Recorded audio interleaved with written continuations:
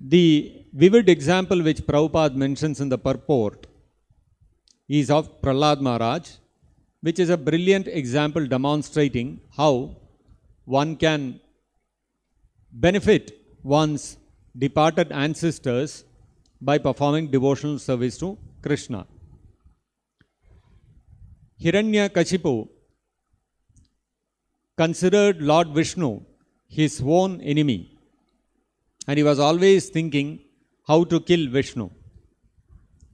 When his son Prahlad Maharaj became a devotee of Vishnu, he could not tolerate it, and he tried in various ways to kill Prahlad Maharaj.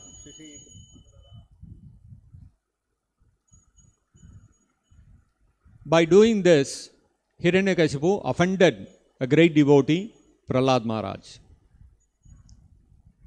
Because of his offences, Narasimhadev appeared and killed Hiranyakashipu to stop him from committing further offences and also to purify him of the offences which he had already done.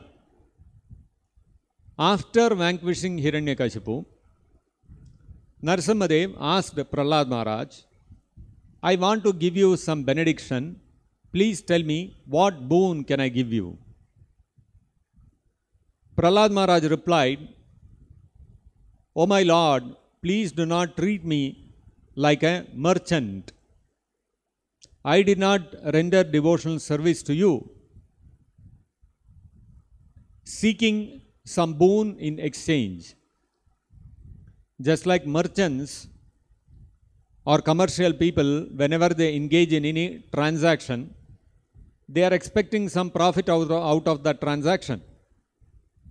You go to a shop, you want to buy, let us say you want to buy some rice, and he tells a price, you negotiate with him, and he will reduce 1 or 2 rupees per kg price, and then he will tell you, for you, at no profit, no loss, I am giving this. The shopkeeper will never sell anything if he is not making any profit. He may tell, I am giving it to you without profit. But fact is, without profit, he will never sell. That is how merchants are. That is their livelihood.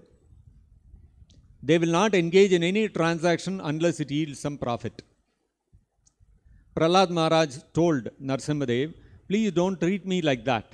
Please don't treat me like a merchant.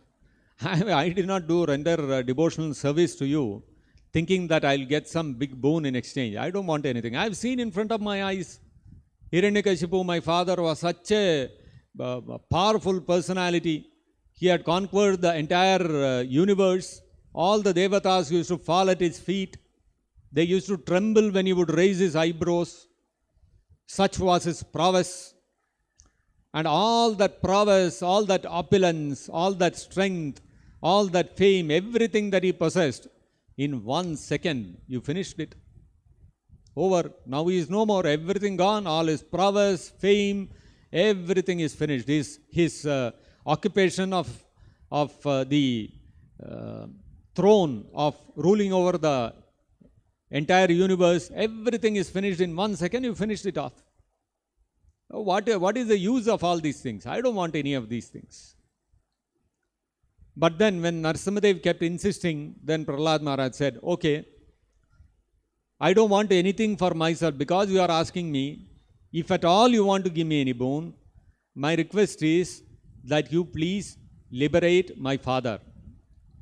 Poor fellow, he did not know your prowess, your great position as the Supreme Personality of Godhead, as the Almighty Lord of everything that be, the Creator of everything. He did not know.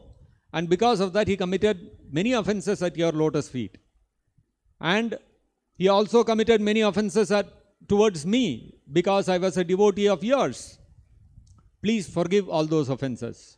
I know, just by your glancing upon him, you have already purified him. But still, I want an assurance that you have forgiven him and please liberate him.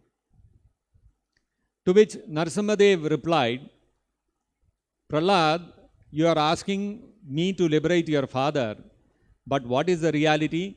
Narasimhadev said, Tris Saptabihi पिता पूतः त्रिसप्तभिः पिता पूतः पितृभिः सह ते अनघा अनघा ओ sinless one 21 generations including your father before you pitrubhi saha with all the ancestors puta they have all been purified. Why 21 generations have been purified? Narasimhadev said yat sadho asya kule jato bhavan vai kulapavanaha, because bhavan sadho, a great devotee like you, yasya jate kulaha, you have been born in that dynasty, you have purified the whole dynasty.